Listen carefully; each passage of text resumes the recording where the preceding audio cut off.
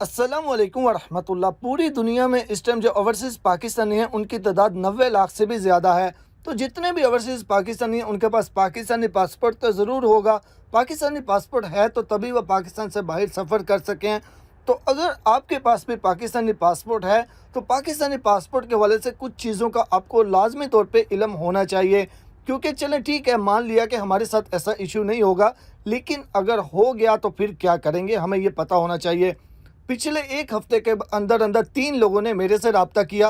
ये 3 लोग वो थे जो मेरे सब्सक्राइबर थे, जो मुझ तक एक्सेस कर सके और मुझसे उन्होंने रब्ता किया। तो बाकी ना जाने 90 लाख में से कितने लोगों के साथ ये इशू आता होगा। अब इशू क्या हुआ कि इनका पाकिस्तानी पासपोर्ट गुम हो गया था। ये पाकिस्तान छुट्टी गए हुए थे, पाकिस्तानी पासपोर्ट गुम हो गया था। पाकिस्तानी पासपोर्ट गुम होने के बाद ये चले गए पासपोर्ट ऑफिस, वहाँ पे जाके नया पासपोर्ट बनवा लिया। नया पासपोर्ट बनवाने के बाद जब वापस आए तो 1-2 दिन के अंदर अंदर दूसरा पासपोर्ट जो है, पहले वाला पासपोर्ट वो भी मिल गया।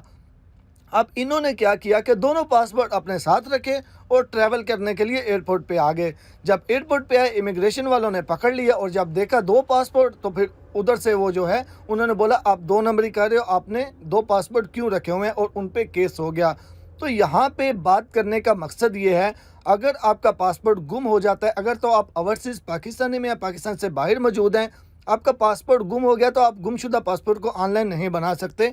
आपके लिए ये होगा कि आपने एम्बेसी में जाना है, वहाँ से अपना दूसरा पासपोर्ट बनवाना है। अगर आपका दूसरा पासपोर्ट बन जाता है तो जो पहले वाला पासपोर्ट है वो तो आपका गुम हो गया, लेकिन अगर आपको वो मिल जाता है तो मिलने के बाद भी आपने उस पासपोर्ट को कभी पास नहीं रखना, उसको कट करके अच्छे तरीके से उसको वेस्ट कर देना है। या फिर आप पाकिस्तान के अंदर मौजूद हैं तो ऐसी सूरत में भी आपने बिल्कुल यही करना है। अब आपके ज़हन में ये सवाल होगा कि हमारे पासपोर्ट के ऊपर वीज़ा है, वो हम क्या करेंगे उसका? क्योंकि जितने भी लोग सऊदी अरबिया में आते हैं या किसी भी मुल्क में जाते हैं, जाहिर सी बात है उसके ऊपर वीज़ा तो होता है। जैसा कि सऊदी अरबिया में अगर आते हैं तो यहाँ पे भी आएंगे तो वीज़ा तो होगा।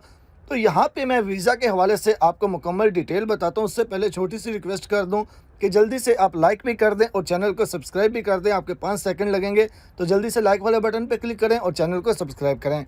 तो जितने भी लोग सऊदी अरबिया में ट्रैवल करते हैं या फिर दुबई में ट्रैवल करते हैं, जितने भी कंट्रीज़ में ट्रैवल करते हैं, बेसिकली जो मेन वीज़ा होता है नॉर्मली वो 3 मंथ का होता है। तो 3 मंथ के बाद जो सऊदी अरबिया वाले हैं उनका इकामा बन जाता है। तो जब इकामा बन जाता है तो फिर वो आपका जो वीज़ा है वो आपका इकामा होता है।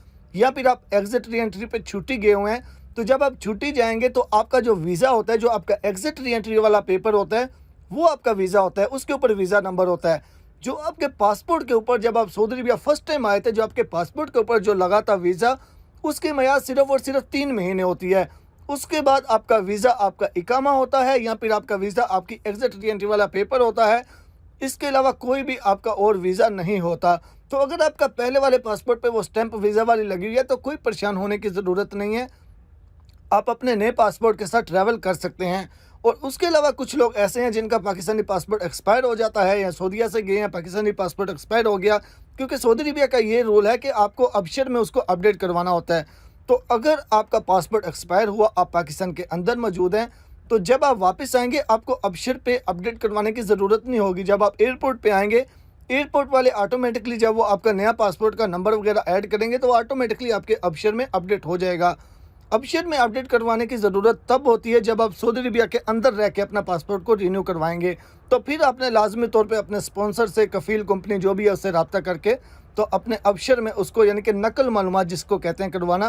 फिर आपने नकल मालूमात जो है वो लाजमी करवानी है। बाकी अगर आप पासपोर्ट ऑनलाइन रिन्यू करना चाहते हैं तो वो आपको एम्बेसी कहीं पे भी जाने की ज़रूरत नहीं है, आप ऑनलाइन जो है वो पासपोर्ट रिन्यू कर सकते हैं। इस पर डिटेल के साथ वीडियो है। यूट्यूब में लिखें पाकिस्तानी पासपोर्ट रिन्यू बाय हेला MTN बॉक्स, आपके सामने वीडियो आ जाएगी, आप उसको फॉलो कर लीजिएगा। डिस्क्रिप्शन में भी लिंक दे दूँगा। दुआ में याद रखिएगा। अल्लाह हाफिज़।